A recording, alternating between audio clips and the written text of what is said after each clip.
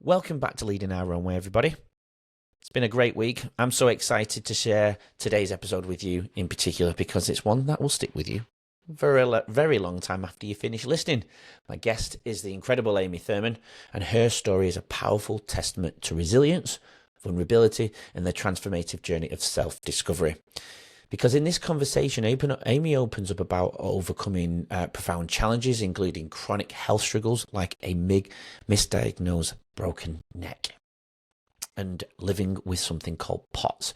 And it's a condition that completely reshaped her life. And we'll go into a little bit more detail on what that all about is in the episode. But her journey, it doesn't stop there. We also dive into the emotional roller coaster of recovery, the lessons learned from through her chronic pain, and how these experiences inspired her to write her incredible book, Finding My Hero Within. This book has been profoundly healing, not just for her, but for her readers as well. I'm going to try and get it on the shelf at some point very soon too. Amy shares insights on the difference between self-love and soul love, the pressure society places on us, to have it all together, right? I'm sure you guys feel that too. And why teaching emotional intelligence and resilience is something that we need to prioritize in school, something that I feel deeply strong about as well. Her journey from incapacitation to empowerment is deeply, deeply inspiring. And her perspective on embracing authenticity and finding purpose will leave you reflecting on your own life in a whole new way. So I want you to buckle up because this episode is packed with wisdom, heart, and hope. So tune in, wait for the trailer, because this conversation is not one that you want to miss. We'll be right back after the short trailer. We'll be back in 21 seconds. Welcome to Leading Our Own Way. I'm your host, Andrew White, and this is the podcast that unveils captivating narratives of resilience and personal triumph. This podcast is for anyone seeking inspiration and insights on overcoming life's challenges. Follow and subscribe, and then we can lead together forever. Good morning, Amy Thurman. How are you? Good morning, Andrew. I'm so happy to be here. I'm great. Thank you. Well, first of all, I always start off by thanking my guests for joining me on my journey here on the Leading Our Own Way podcast. It's such a pleasure to have you here. I like how you said good morning because it's actually only 3 p.m. where you are. Thank you for catering for my needs there. But you're in Oklahoma, Absolutely. USA. It's such a long journey, and we've been navigating time, so I really appreciate you being so flexible and joining me today. Absolutely. No worries. I'm happy to be here. Thank you. Well, I'm joined today, everyone, by a fellow podcaster from Polish the Mirror. I'm a bit intimidated because you're a host also, so you might be helping me guide me today on the podcast. No. We will obviously touch on all of your journey, but just quickly before we begin, Amy, could you tell everybody in just a few words when we dive deep into your journey and your story, your inspiring life? If you could sum it up in a few words, what would those words be? What would you choose? Oh my gosh. It has to be finding my hero within. That's the sum it all up of my journey is I have been able to find my hero within. Finding my hero within. That I've never heard anything like that before. Why that statement? For so long, I looked outside myself. My sense of worth came from how busy I was, how many things I could do, how much I could accomplish. And that was not healthy at all. But I feel like that's what society teaches us.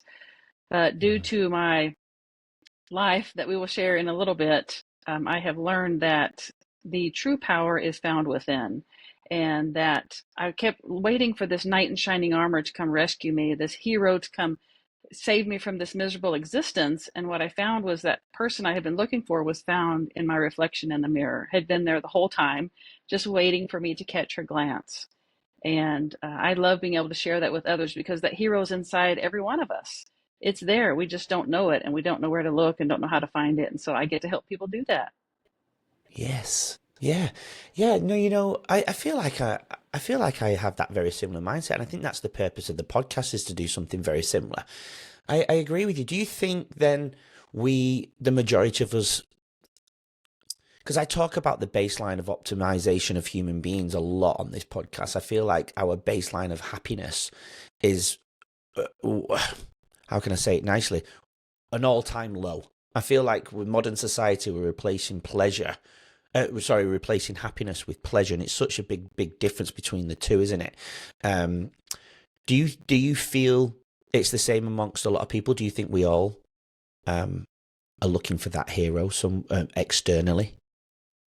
I do. Yes, I do. And like I said, that's what society has taught us to do is we really, really value and respect people who are busy. I had someone trying to schedule a networking meeting with me recently, and we just kept, I would say a time and she would be busy. She would say a time and I would be busy.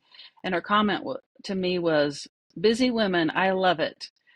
And my thinking was, I don't know that I agree with that. Yes, it's okay to be Mm. busy, but at what cost? That's what I learned, that what was the cost of my busyness? I was missing out on fundamental pieces of my life that mean so much, mainly internally. And I think this is what we do, that we are not comfortable going within and seeing what's really there and getting to learn who we are at our core, because we've pushed things down and we want to hide them. We want them to never surface again. And when we're busy, busy, busy all the time, we don't have to think about that. We don't have to deal with who we really are at our core. But when we slow that down a little bit and we really get to know who we are, that's where the beauty lies. But so many people are afraid of that because they don't know what they're going to find, and they don't know what to do when they find it. But I can tell you what, that doing that has helped me live the life of my dreams. I never ever thought that I would say that what I have been through would lead me to living the life of my dreams, but it's because I learned to go within and no longer look outside myself for my worth. Yeah, beautiful said, and I have to agree because I shared my journey with you on our pre-chat, and we just touched on it before we started now about how I changed my life, and I've left my full-time role as a full-time educator. I've worked in the state system. I've worked with the State Secretary of Education. I've opened a private school. With a small team from the ground up. I've ticked the boxes. I've won National Teacher of the Year award, which led to me being bullied in the workplace, which I can't confirm, but nor deny if that was the root cause. And I've left my work of place to become a casual teacher to do this, and to align with where you've just said. I hear all the time from people, when are you going to go back to work? And I have to Yeah. admit, I hate it. And it's touching on that societal pressure, and everyone expects you to be busy. They're thinking, oh, it's just a bit of time off. No, no, no. I work full time as a teacher still. I work every day. I'm just a teacher that goes to millions of different schools, exaggerating, but millions of different schools, and I get to see different communities and save the day in a way with no added pressure, no chronic stress. And I say to people, I am the smartest teacher on the planet. As a And former educator, I happen to agree with you. Yes, absolutely. right, right. And I am not putting myself through that anymore. But it's that it comes back to that trained brain of those going, when are you going back to work? Just because they think I'm chasing the higher money.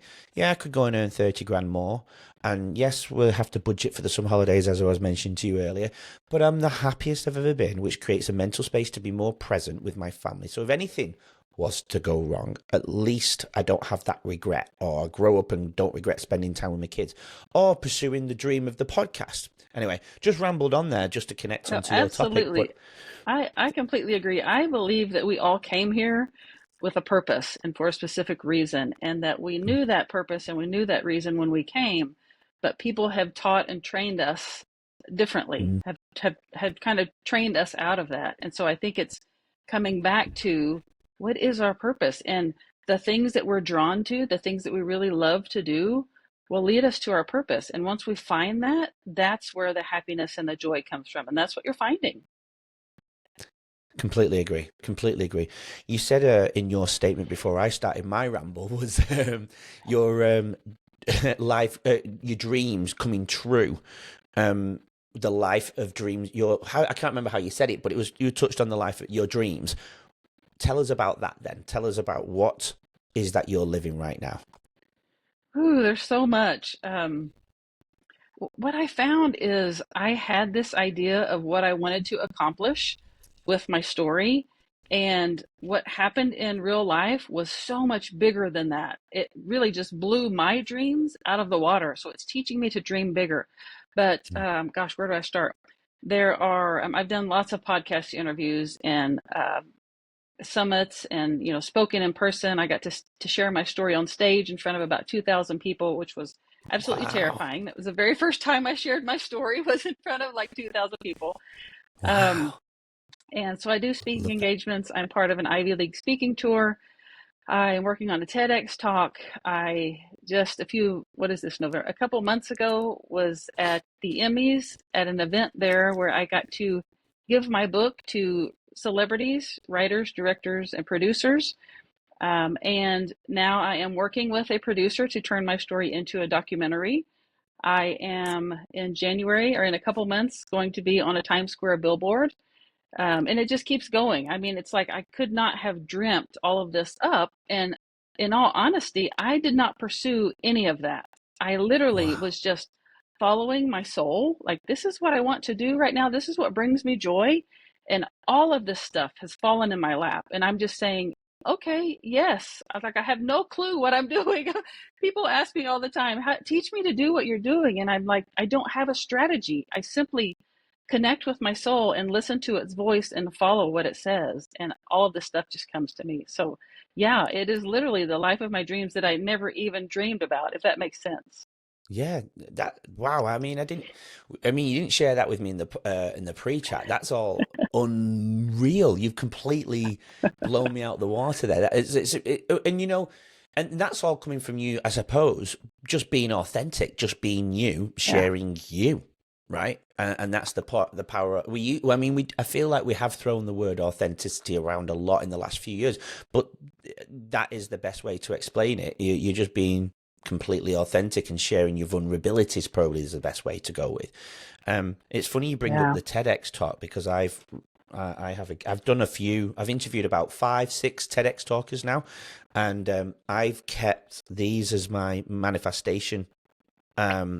Because I'm aiming to do a TEDx talk and talk about my workplace bullying, but also the impacts of connection and relationships. So, but I want to venture and share my journey around that too. So you've just empowered me to continue sharing my journey, which I'm always very open about. But I don't know if you've ever felt it, but whenever I share about my journey, I feel safe on the podcast doing so. But when I'm out in the community and I spoke to whoever, I don't know what it is that I don't. I feel that energy and I feel that sometimes, oh, here we go again. Or, I've always been an open book, but I've always felt, yeah, "Oh, I'm just going to stop talking about my journey now. People don't want to hear it." But when I speak to people like yourself, no, the world needs to hear it and people need to hear about because there's millions of people that are affected by workplace bullying. Your journey is different. absolutely. Do you know what I Yeah. mean? It's Yes, good. yes, I Just completely agree. whilst we're on the subject of some of your dreams,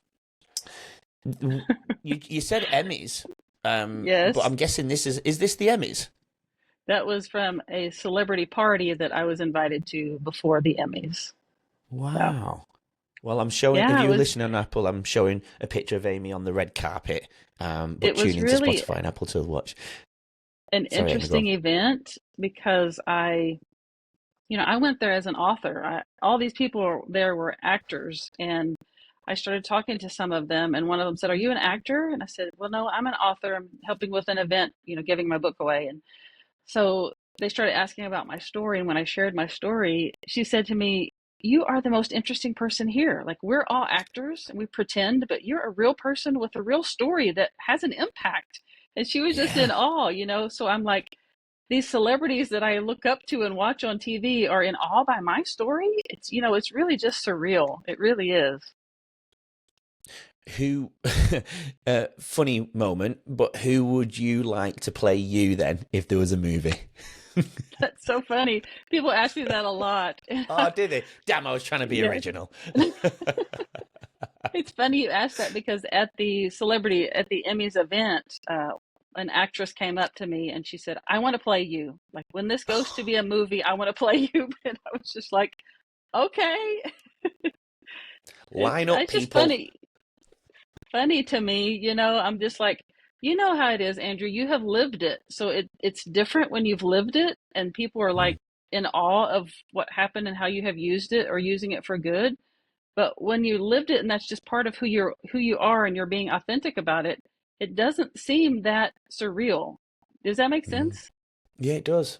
Yeah, no, it really does. Absolutely. You mentioned your book there then. This is one of many ways that you are leading your own way. Um, let's talk about your book before we go into the other things of how you're leading your own way.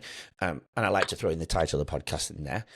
Let's talk about your book. Yes, beautiful. Love it. Amy's showing a book right now if you're listening. Um, yeah, let's elaborate on your journey with that. Okay. Do you want me to talk about the writing of the book or the story in the book? Just yeah, everything aspects of the book. Yeah, let's just whatever you feel comfortable and wanting to share, so we can get that out to millions of people. Okay. Well, it's my book is my it chronicles my 10-year journey of living the past 10 years with a broken neck that went undetected for 6 months. Yeah. So I felt sick one night and got up and ended up passing out, and I landed on my face on the hardwood floor. And the impact from that sheared my brainstem, caused a traumatic brain injury, and it actually broke my neck. But it took my doctor 6 months to figure out my neck was broken. And so I had to lay flat in bed for 23 hours a day for almost a year. And I was completely incapacitated and disabled. I could not even take myself to the restroom. So literally one day I was working at a major university, and the very next day I couldn't even take myself to the restroom. And it was you can imagine, a deep, deep, dark place. I completely missed that entire year of my children's lives. My daughter Mm. was a senior in high school. My son was a freshman in high school. And my little guy was only 4 years old. So I completely missed his entire fourth year of life. And so I began to pray. And I prayed and I prayed and I prayed that I would die because I wasn't living, I was merely existing. And I knew that I had enough pain medication to make it happen. And I fully intended to do that. And so I had this plan. I was going to put myself out of my misery. I was going to relieve my family of the burden that I thought I was to them because they were having to do everything for me. And I was going to swallow this handful of pills. And then I Mm. had this moment of clarity. If you have ever been in a deep, deep, dark place, you know that your thinking is very foggy. It's kind of muddy. It's like you're fighting your way out, but you can't. All of a sudden, I had this moment of clarity where I was just thinking clearly. And my heart said, what if you don't have to die? What if you can make a different choice? What if you can take the same energy you're using trying to die and you can use it instead to fight to live? Maybe you can get better. And if you can get better, maybe you can use your experience to help other people.